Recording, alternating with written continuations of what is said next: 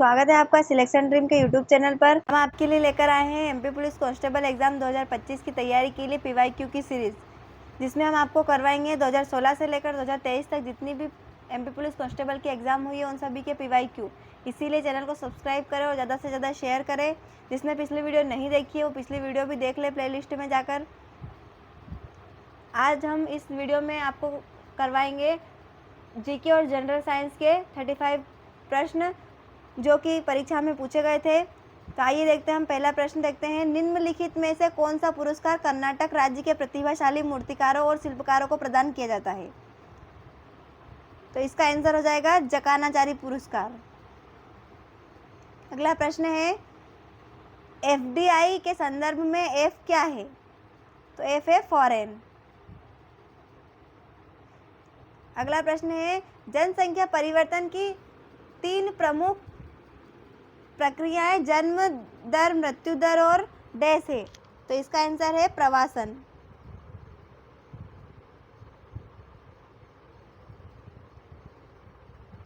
अगला प्रश्न है, बाढ़, भूकंप, बिजली, भारी बारिश, अकाल आदि संपत्ति और व्यापार में आय किस प्रकार के व्यवसायिक जोखिम है?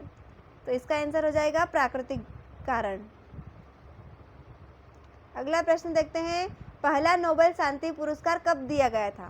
पहला नोबेल शांति पुरस्कार दिया गया था सन 1901 में। अगला प्रश्न देखते हैं, चिनाब निम्नलिखित में से किस नदी की सबसे बड़ी सहायक नदी है?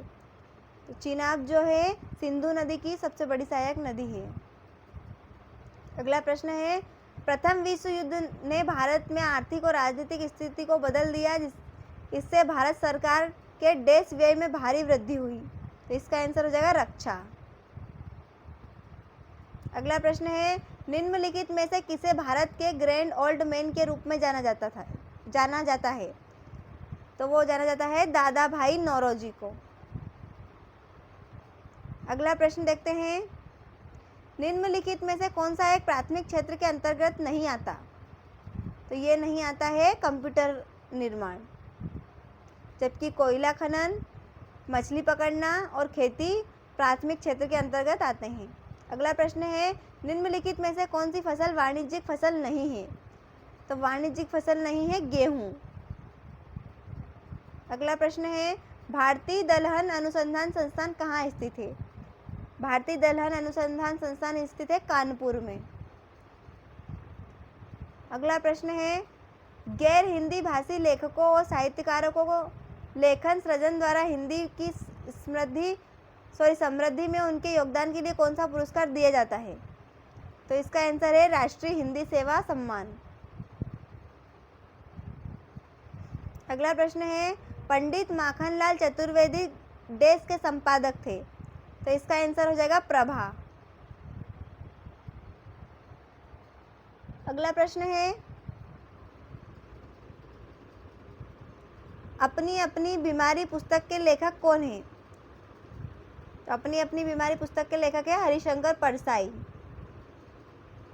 अगला प्रश्न है, बॉलीवुड पार्श्व गायन शान का असली नाम क्या है? तो इसका आंसर हो जाएगा शांतनु मुखर्जी। नेक्स्ट है, पृथ्वीराज चौहान किस राज्य के मुख्यमंत्री थे? तो इसका आंसर है महाराष्ट्र। अगला प्रश्न है, जाट जाटिन या जट जटिन लोक नृत्य निम्नलिखित में से किस राज्य से संबंधित है? ये संबंधित है बिहार से।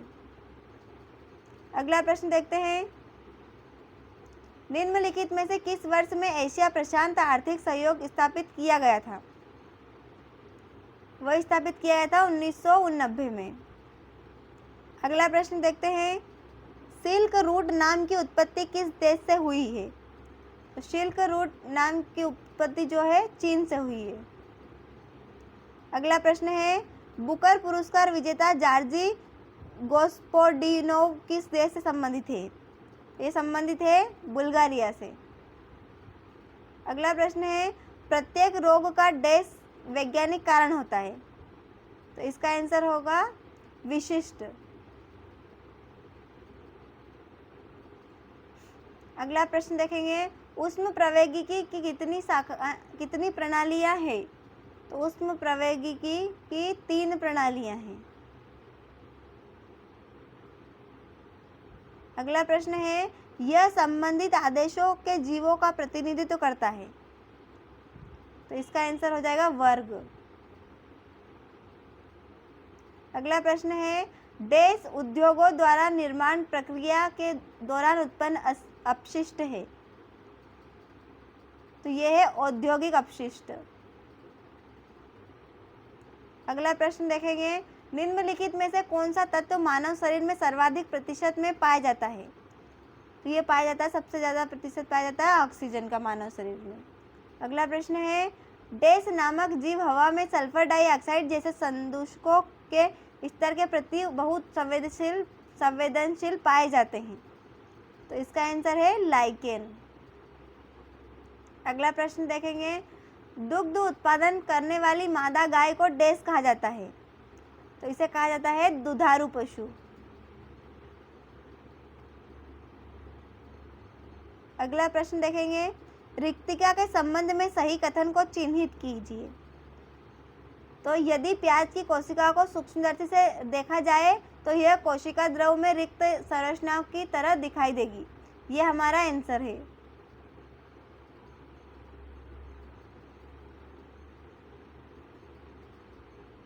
अगला प्रश्न है, ओडोमीटर क्या है? ओडोमीटर है वाहन द्वारा स्थानांतरित दूरी को मापने के लिए उपयोग किए जाने वाला उपकरण।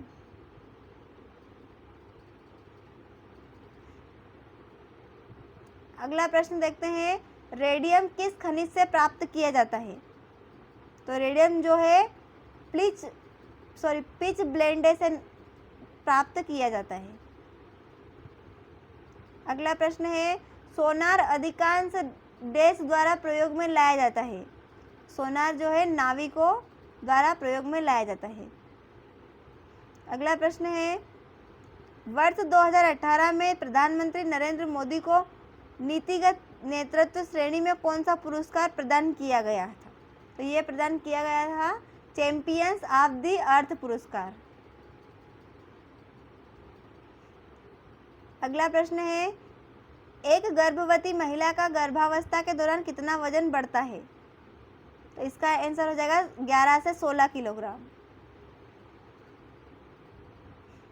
अगला प्रश्न है, हाइड्रा में उपस्थित गुहा को डैश कहते हैं? तो इसे कहते हैं कोइलेंट्रॉन।